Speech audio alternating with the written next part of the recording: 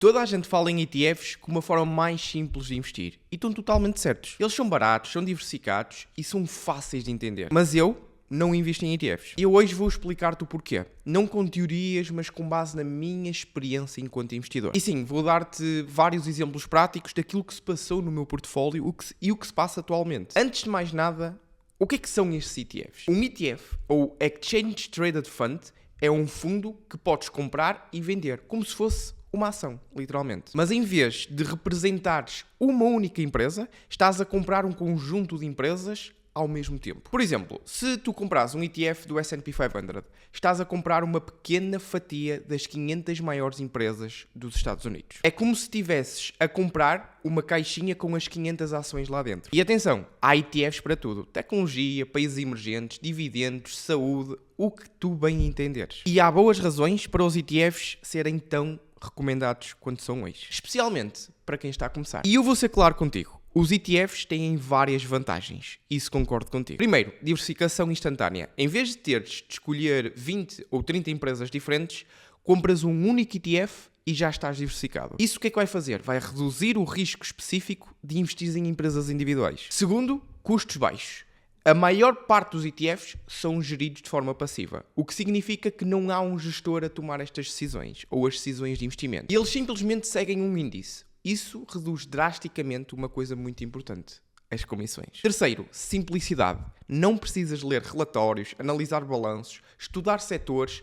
Basta escolheres um ETF e investires regularmente. Simples quanto isto. Isto para quem quer investir de forma passiva, sem gastar tempo, os ETFs são a solução fantástica para o teu problema. E eu reconheço isso. Não estou a dizer, atenção, que os ETFs são maus, de todo. A minha decisão de não investir em ETFs não é emocional, é puramente racional.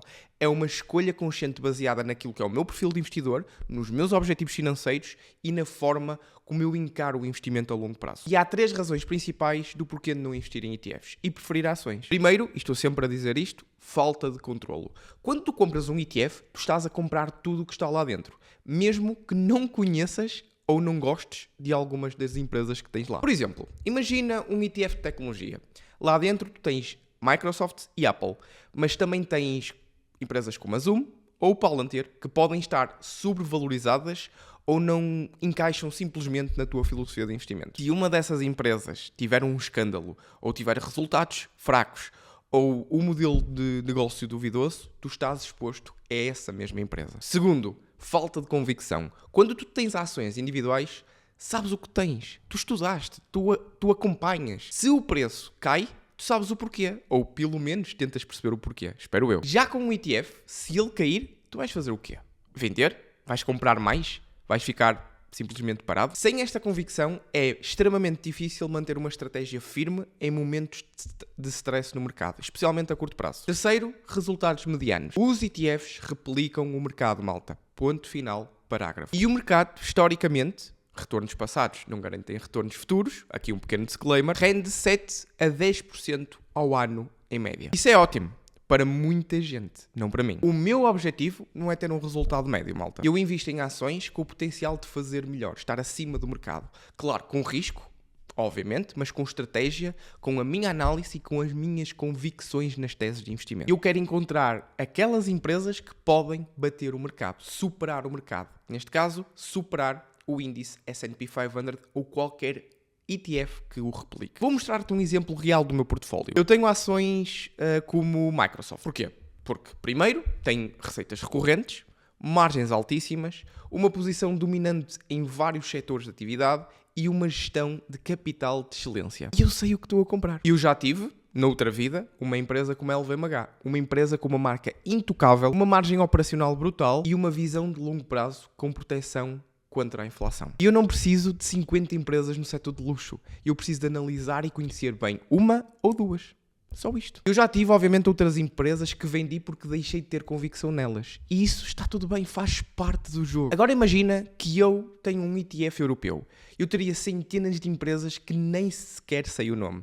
Algumas a crescer, outras em declínio, algumas sólidas, outras quase falidas. O meu capital ia ficar diluído em coisas que eu nem sequer escolhi. Nem sequer conheço. E, atenção, pequena nota, se tu também queres investir com mais consciência em ações e escolher as tuas próprias ações com algum critério e com uma framework, o método CLF pode ajudar-te. No método CLF, sou eu instrutor, ensino-te o meu processo completo de análise de ações. Desde os fundamentos, até aos números, até mesmo ao que realmente importa analisar e estudar. O método CLF é o método, é a framework que uso para escolher as empresas que invisto e as que tenho hoje no meu portfólio. E se quiseres aprender, tudo está explicado de forma simples, passo a passo, e é só acederes ao link que está na descrição. Portanto, continuando aqui, os ETFs para mim, malta, não são maus, muito pelo contrário, são uma excelente ferramenta, um excelente instrumento financeiro para muitos investidores, eu diria para mais de 90% deles. Mas tu queres mais controle, mais convicção nas tuas teses de investimento e uma possibilidade maior de superar o mercado, então investir em ações individuais pode fazer muito mais sentido para esse teu objetivo. Não quero dizer que seja fácil, não estou a dizer isso, mas é possível. E se for com método,